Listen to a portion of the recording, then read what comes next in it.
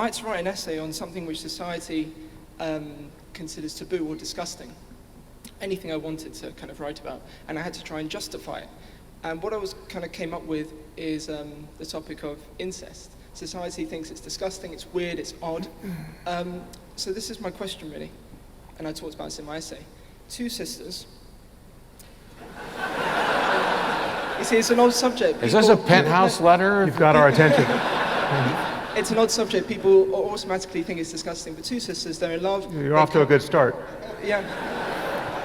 Well, I'm hoping you'll talk about this and not also say it's disgusting. But two sisters, they can't produce children which are disabled, they're in love, and they're not harming anyone. So my question is, apart from saying it's disgusting, weird, and therefore wrong, can you give one good reason as to why two people who are in love and not harming people shouldn't be together? Just one good reason that's not, it's disgusting, just like people said against homosexuals. Okay.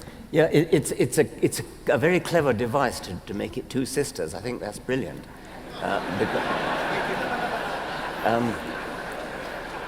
And I think that this beautifully points up the difference between absolutist morality, where you just say it's disgusting, the yuck factor, and utilitarian or consequentialist morality. I think you're absolutely right. I can see no reason at all why these two sisters shouldn't marry if they want to. It's another great clip. I suppose I think that stands. Yeah. That's going to be great on YouTube, Richard. We could make it better by just agreeing with him. Well, one thing I would add here is that disgust as a moral emotion is obviously this is part of our evolutionary inheritance, but it is a very bad machine for producing moral wisdom. And what is disgusting in one context or in one cultural context is often not in another. And I think there is a truly universal way of solving the question of how to maximize human well-being. It's not even to say that there's only one right answer, but there's certainly wrong answers. There can be many right answers, and there's certainly many wrong answers. And they're wrong not just for you and me and everyone in this room, they're wrong for everybody. Cutting the head off your child is a bad way to raise that child to be a functional adult. And so that's wrong answer number one.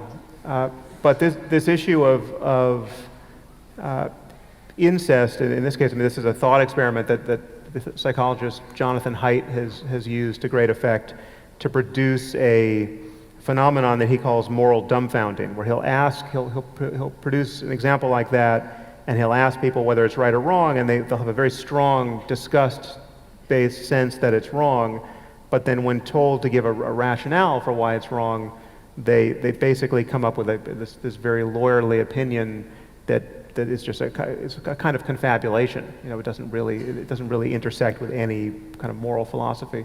I think one other consequentialist point I would make is that in the local case, it might well be not wrong for two people who can't have kids and can't suffer in any way to be, prosecuting their taboo love for one another. But I think part of the consequences are just what happens to society, what happens to other relationships, what happens. You're in dialogue. You're not in a moral solitude usually with your behavior. And so another example is why when someone dies, why don't we just chuck their body in the garbage, right? So it's all the same to them. There's no one to suffer that desecration. But the point of treating a dead body well is because of all the good it does for the living, right? The way it honors our relationship with the people we still love and have spent our lives connected to. So, not just the people in their life, but that individual as well. This question's come up to me. Yeah. Sam and I advocate for very almost identical versions of consequentialism.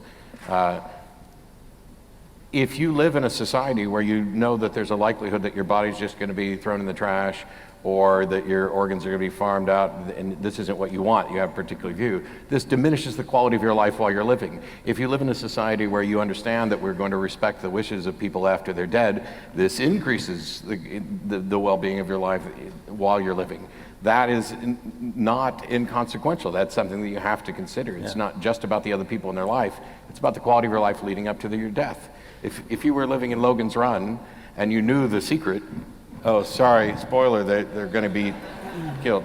It would change how you lived those years prior to that. And that's, we tend to, consequences come under fire by people who, from my point of view, seem to only be able to look at things myopically as, oh, this is how it affects me right now. And like in your example, I don't have any objection to your example, but I'm in agreement with Sam that there may be extenuating circumstances in the complexities of a society that might make it not a good idea. And slippery slope arguments can be perfectly good as well. I think the argument against eating human roadkills would be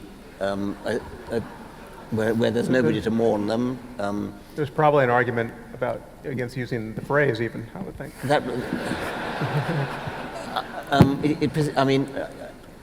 Slippery slope, we have a very good taboo against cannibalism.